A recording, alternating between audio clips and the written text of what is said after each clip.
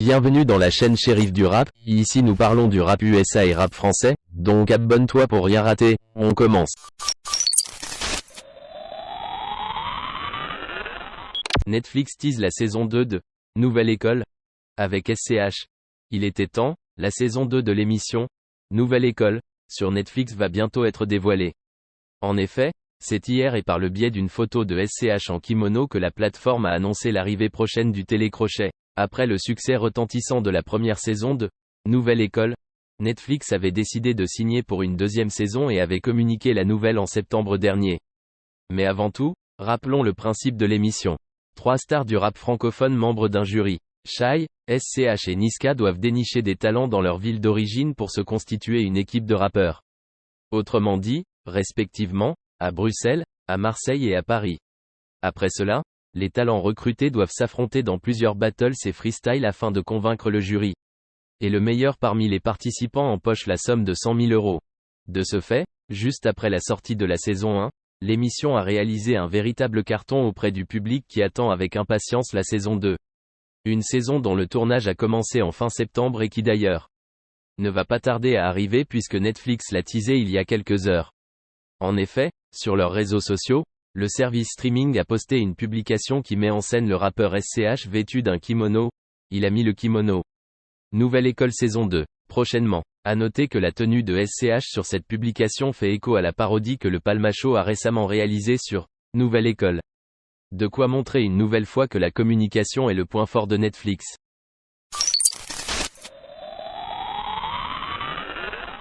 Booba tu nous as tués, on crève la dalle. L'influenceur Sebi Daddy accuse le rappeur de l'avoir ruiné. Depuis quelques jours, l'influenceur Sebi Daddy se confie sur des lives TikTok à propos de sa situation financière catastrophique. L'ancien acteur de télé-réalité serait au plus mal et en grande difficulté financière à cause des révélations du rappeur Booba sur les arnaques des influenceurs et l'empire de Magali Berda. Ce live je le fais gratuit la famille, nous assure Sebi Daddy sur une de ses nombreuses vidéos TikTok. Depuis quelques jours, l'influenceur français aux 4,4 millions d'abonnés Instagram est en proie à un grand désarroi. Il serait complètement ruiné, explique-t-il dans plusieurs lives TikTok. Et cela serait la faute du rappeur Booba, qui a tiré la sonnette d'alarme concernant les placements de produits frauduleux des influenceurs l'été dernier. Aujourd'hui il n'y a plus de placement de produits, connu pour son aventure dans l'émission de télé-réalité, Les Princes de l'amour, Sébastien Dubois de son vrai nom, bombarde ses fans de live vidéo sur TikTok afin d'alerter sur sa situation financière. Booba tu nous as tués. On crève la dalle. Scande-t-il ou encore, assure qu'il vit désormais du RSA. Il nous a tués. On mange plus les influenceurs. Il n'y a plus de travail. On est ruiné c'est la merde, on est au RSA. Le jeune homme explique ainsi que l'alerte lancée par Booba aurait causé la fin des placements de produits et de l'activité des influenceurs. Arrêtez de dire qu'influenceur c'est un métier, aujourd'hui il n'y a plus de placement de produits. Des placements de produits moindres certes mais aussi parce que la plupart ont été considérés comme illégaux. Sur une autre vidéo, on peut le voir s'inscrire sur Pôle emploi et appeler l'organisme leur demandant de lui trouver un travail selon des critères bien précis. Des vidéos plutôt humoristiques voire scénarisées quand on connaît la personnalité de l'influenceur et ses contenus. Sur un autre live, Sebi Daddy se montre en train de manger des coquillettes toujours aussi agitées. Je suis en train de manger mes pâtes parce que je suis en mode économie. Une économie particulière puisque ces pâtes coûtent entre 10,90 € et 15,90 € sur l'application Uber Eats, sans compter la livraison. Pourtant le paquet de coquillettes coûte entre 0,75 centimes et 2 € en grande surface.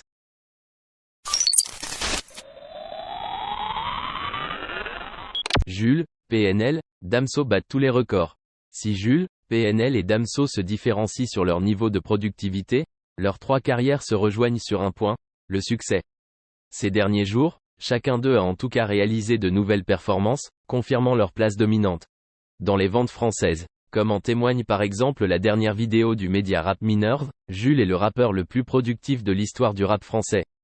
Selon leurs calculs, le J aurait en effet 872 morceaux et 591 sons produits au compteur.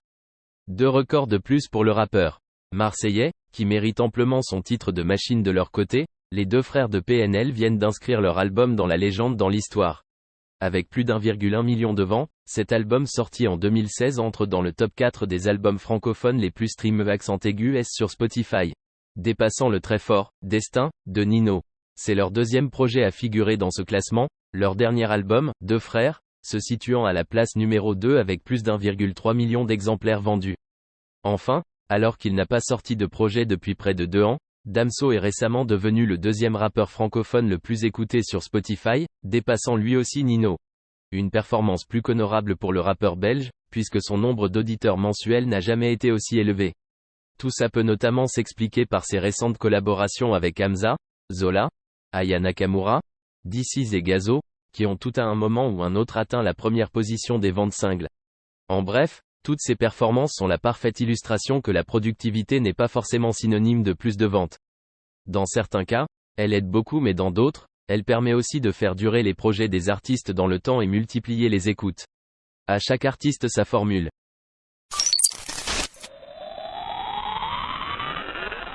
Orelsan change de label et arrive chez Sony Music.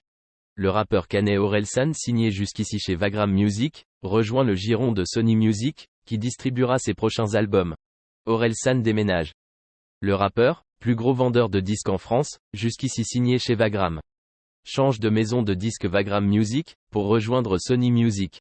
Sony Music Entertainment France est fier d'annoncer l'arrivée de l'artiste Orelsan au sein de sa maison, déclare ainsi Sony, ce lundi dans un communiqué. Sony Music Entertainment France accompagnera Orelsan dans la distribution et la promotion de ses futurs projets musicaux dès à présent, puis dans la commercialisation de son catalogue à partir du 1er janvier 2025. Nous sommes impatients d'imaginer avec Orelsan de nouvelles façons de faire dialoguer la musique avec les autres univers créatifs et culturels. Souligne dans ce communiqué Marianne Robert, présidente Sony Music Entertainment France. Pont entre la musique, le cinéma, les jeux vidéo, Sony Music s'attache à décloisonner les industries et créer des ponts nécessaires entre la musique, le cinéma, les jeux vidéo, ajoute-t-elle. J'ai pu découvrir la bienveillance et la créativité d'Orelsan, Scred et Ablai, quand j'ai travaillé avec eux sur l'album des Casseurs Flotters, souligne pour sa part Emmanuel Perrault, directeur du label de Sony, RCA, qui ajoute: c'est un honneur pour moi de pouvoir les accompagner dans leurs futurs projets. Le rappeur est le plus gros vendeur de disques en 2022 et figure en 3e position des artistes les plus écoutés en France, derrière Jules et Nino. Son album, La Fête est finie, sorti en 2017, a été certifié double disque de diamant, 1 million d'équivalents vents, début 2023. Orelsan est par ailleurs reparti avec 3 récompenses sous le bras le soir des Victoires de la musique, pour son album Civilisation.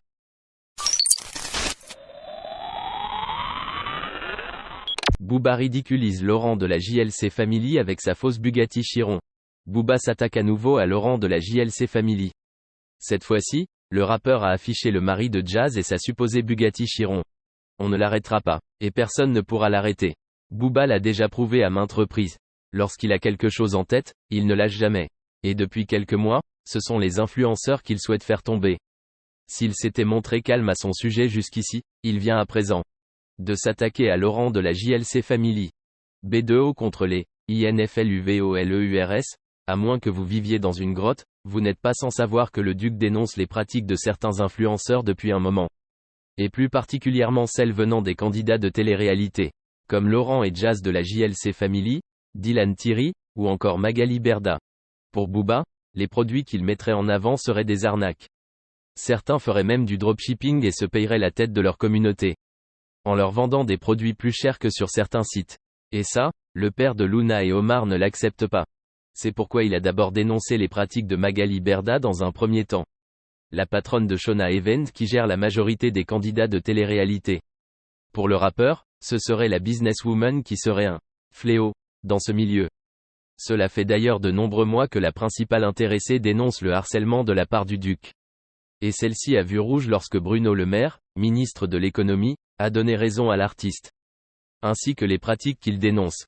Face à cette prise de parole de la part de l'homme politique, la cible préférée de Booba n'a bien évidemment pas tardé à lui répondre. Et notamment faire part de sa déception de relancer de l'huile sur le feu. Alors que la situation à son égard s'était calmée selon ses dires. Heureusement pour elle. D'autres personnes lui ont volé la vedette. Récemment, c'est Squeezie qui a fait les frais du rappeur. Notamment après avoir signé une tribune se disant contre le projet de loi qui pourrait être adopté, et changer de nombreuses choses dans la vie des influenceurs. Booba versus Laurent de la JLC Family. Le projet de loi en question vise à encadrer les pratiques de certains. Et beaucoup se disent contre. C'est pourquoi, B2O n'a pas hésité à dénoncer leur choix et encore plus les qualifier de voleurs. Si certains pensaient qu'il allait prendre du thème pour lui, c'est loupé. Car oui, Booba vient à présent de s'en prendre à Laurent de la JLC Family. La raison? Le fait que ce dernier affiche un peu trop sa richesse. Une richesse qui serait totalement fausse selon les dires des internautes et du rappeur. En effet, pour beaucoup, les liasses de billets avec lesquelles s'affiche le compagnon de jazz serait acheté sur Amazon et AliExpress, une technique que les traders, les célébrités et les rappeurs utilisent dans leurs clips pour vendre du rêve. Mais c'est surtout la Bugatti Chiron avec laquelle s'affiche le jeune homme qui fait parler. Pour Booba, il s'agirait en réalité d'une location, et ce dernier n'a pas hésité à dévoiler des preuves pour appuyer ses propos. Laurent Banlieunnaire, c'est ton nouveau surnom. La vérité est ici. Sans rancune. Écrit-il dans une vidéo qui montre donc la possibilité de louer ce type de voiture à Dubaï. Des accusations en partie confirmées par les internautes. À Dubaï tu peux payer ta plaque pour la personnaliser. C'est à ça que tu reconnais les mythos. Un mec qui peut se payer une Chiron roulera jamais avec ce genre d'imat, sauf si c'est une location. Ont accusé la plupart. C'est la fin de cette vidéo. Si tu as aimé, abonne-toi, like, partage et laisse un commentaire.